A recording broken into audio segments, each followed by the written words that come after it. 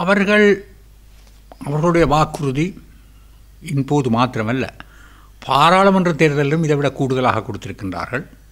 அதற்கு முந்தி கூட பல இடங்களிலே மிக பெருசாக, உதாரணமாக பார்த்தீர்கள் என்றால் இந்த பயங்கரவாத தடை சட்டம், அதை விலக்குவதாக, அதை இல்லாமல் செய்வதாக பல இடங்களிலே ஜனாதிபதி அவர்கள் கூட பாராளுமன்றத்திலே மீண்டும் மீண்டும் கூறி வந்திருக்கின்றார். பயங்கரவாத தடை சட்டம் முழுமையாக இல்லாமல் செய்யப்படும் என்று. இன்று அதை வைத்திருப்பதற்கான காரணங்களை கண்டுபிடித்து அதையே கூறிக்கொண்டிருக்கின்றார்கள். இப்போது தேர்தல் வருகின்றபடியால் சொல்லுகிறார்கள் அதை நாங்கள் இல்லாமல் செய்ய போகிறோம் என்று. அது என்ன ஒரு 6 நாளைக்கு சொல்வார்கள், அதற்கு பிறகு அதை நிப்பாட்டி விடுவார்கள் என்பது திண்ணம். அதே போல் மற்ற விஷயங்களிலே பார்த்தீர்கள் என்றால் தையிட்டி பிகார விஷயங்கள் கூட அந்த நேரத்தில் கூறியதற்கும் இன்று கூறுவதற்கும் இடையிலே பல வித்தியாசங்களை நாங்கள் பார்க்கக்கூடியதாக இருக்கின்றது.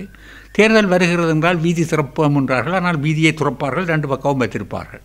இப்படியாக பல ஒரு ஒரு ஒரு கிமிக்ஸ் என்று சொல்லுகிறது நாடகங்கள் ஆடி தமிழ் மக்களை ஏமாற்றுகின்ற முழுமையான நிலைப்பாடுகளை எடுத்திருக்கின்றார்கள். எப்படி கடந்த காலங்களில் மற்ற சிங்கள தேசிய கட்சிகள் நடந்து கொண்டதோ அதையே இன்றும் இந்த கட்சி ஜேவிபி எடுத்துக்கொண்டிருக்கின்றது.